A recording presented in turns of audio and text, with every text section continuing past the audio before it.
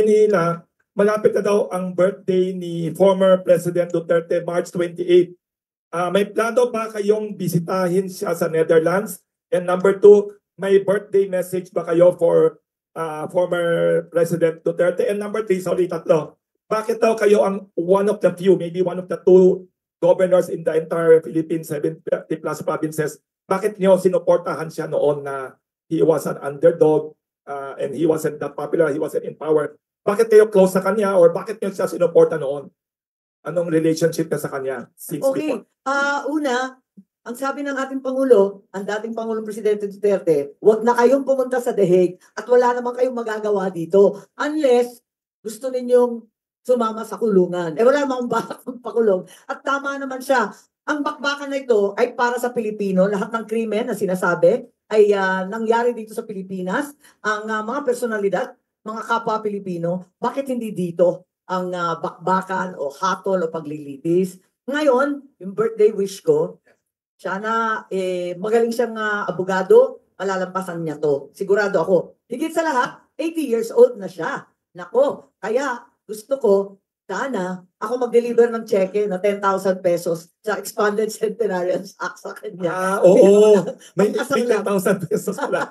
Yung bagong batas na umpisa ng Pebrero, ang pondo, biro lang, linuloko ko nga. Sabi ko, Yes. qualified na si Pangulong Duterte. Kailangan niya ipauwi na yan para kolektahin niya. Pero, ano yung isa? Bakit daw kayo close guys?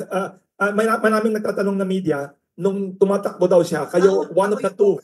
Yes, out of 70 in the whole country na sumuporta. Bakit? Ako Bakit siya? out ako Yung iba nga talagang natatakot. Unang-una, opposition na ako Kasi nung panahon na yon talagang hirap kami. Pero naging classmate ko si Rodi Duterte. Classmate ko yan sa Kongreso. May one term siya na congressman. Kasamahan ko yan At nakakatuwa siyang classmate. Anong mga kwento? Bakit Wala, bulakbol. Nakakatuwa. Nakakaaliw nga bulakbol, tapos maraming kwento. Tapos wala, masaya. Pero sa kabila nun, mas importante sa lahat, kung bakit hinahangaan ko siya. Yes. At naniniwala ako sa kanya, nanindigan ako nung siya ay Pangulo. Hindi ko sinasabi na perfectong tao. Yes. Wala akong binabanggit tungkol sa mga krimen na sinasabi. Ang sinasabi ko lang, ang hindi matatawaran, ang kanyang pagmamahal para sa Pilipinas. Doon ako bilib Kahit pa paano talaga pinaglalaban ng Pilipino. Gusto ko yun. Tapos sabi ng maraming tao, siya din daw ang the only president na may guts to bury your father kahit na may mga bumapatikos. How did you feel about that? Totoo yun. May utang na loob.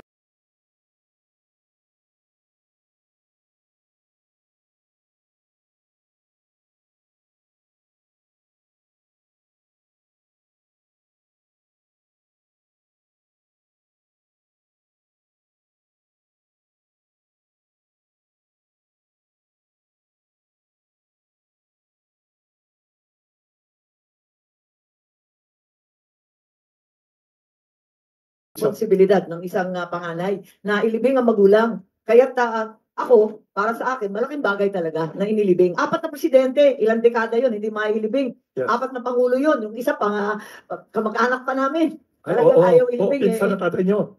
Talagang mabigat yun. Sa wakas, talagang linibing niya kahit nung panahon na yun, very controversial yan. Hindi talaga popular, masasabi. Kaya nagpapasalamat talaga ako habang buhay niyan. Yes. So, ma'am, may tanong pa dito.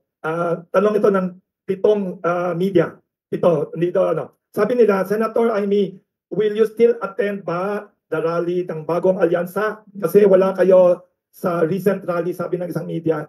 Tapos, hindi daw kayo na-mention by your brother. Will you still be attending? Why not sa Alyansa rallies? Papaliwanag ko lang pumasok Yes. ako sa hearing na walang balak na siraan yung administrasyon. Wala akong balak. Nagtatanong talaga ako. Honestly, I was investigating as senators are obliged to do the intricacies of international law and our relationship to ICC, to Interpol, and so on. Wala talaga akong balak na sirain yung administrasyon ng kapatid ko. Talagang tinitiis ko sa mahabang panahon. Hinayaan ko sila. Unang-una, nagintay kami halos kalahating oras. Late po, dumating yung iba. Yes. Hinayaan ko. Pagkatapos noon, nagsisigawan na, nagtataasan na ng boses, sinasapawan na yung iba. hinayaan ko pa rin. Nagagalit na yung committee secretary ko eh. Yung secretariat namin eh. Sabi, ma'am, hindi pwede yan. Bakit very unruly na? Tapos, nung bandang uli, sila na nagtatanong.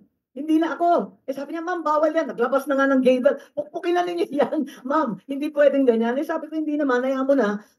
Baka sakali may sasabihin, ay matuklasan natin, makatulong pa rin yan. Hayaan natin. Wala talaga akong balak manira o maging one-sided o pilitin. Nakita naman ninyo, sa katutak yung gobyerno. Mag-isa lang ako. Ilaban yung testigo na humarap para sa kabila. Si VP Sara, kinalampag ng alas 3 ng umaga para lang lumabas. Kasi nga wala nga sa panig nila eh.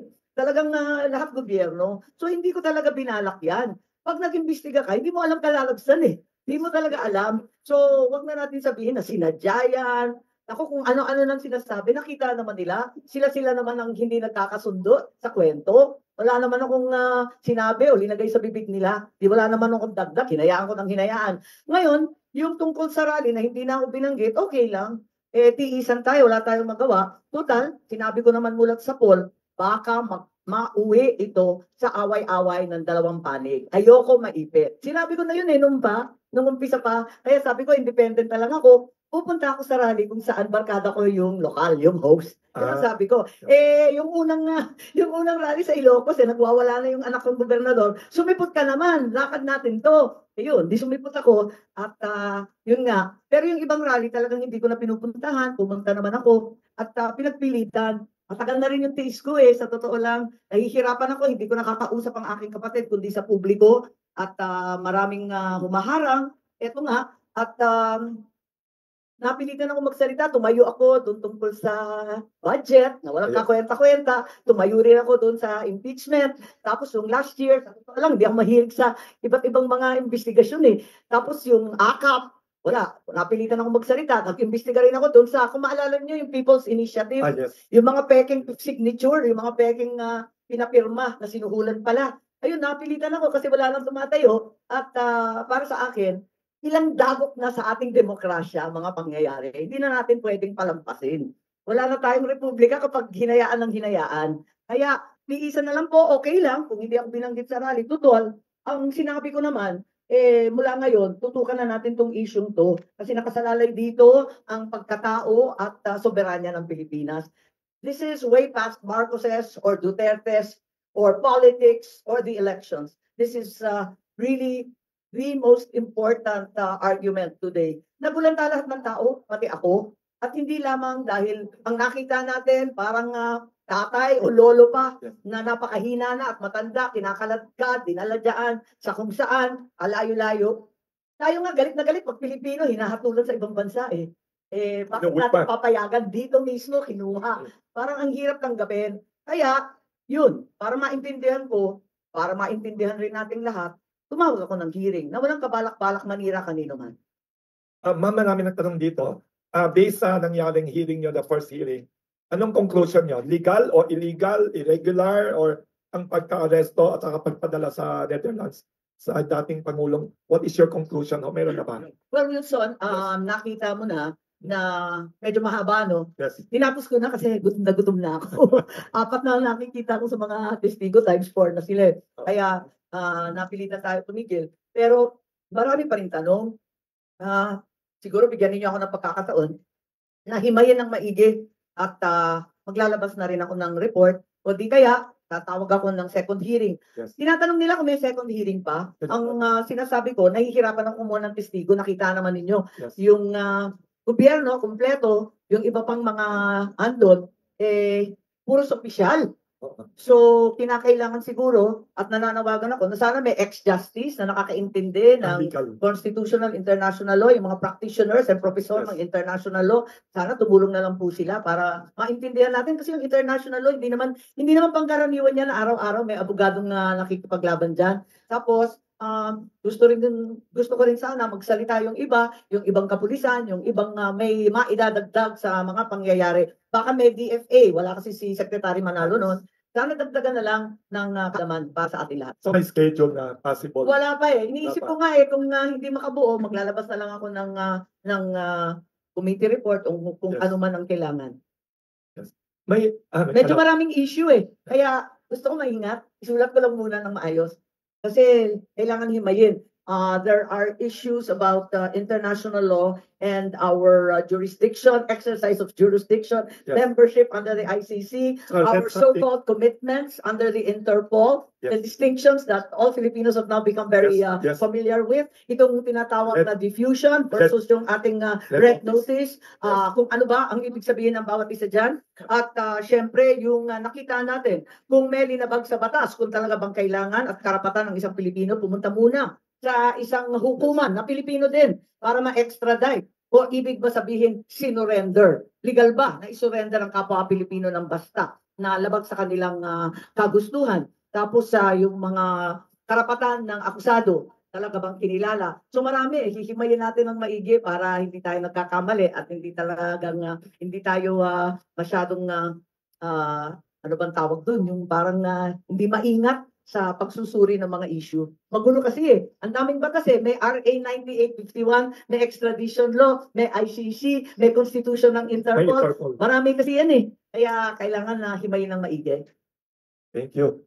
May isa pa pahabol dito before the other questions. Baka daw makalimutan. Today, Senator Amy, is World Water Day.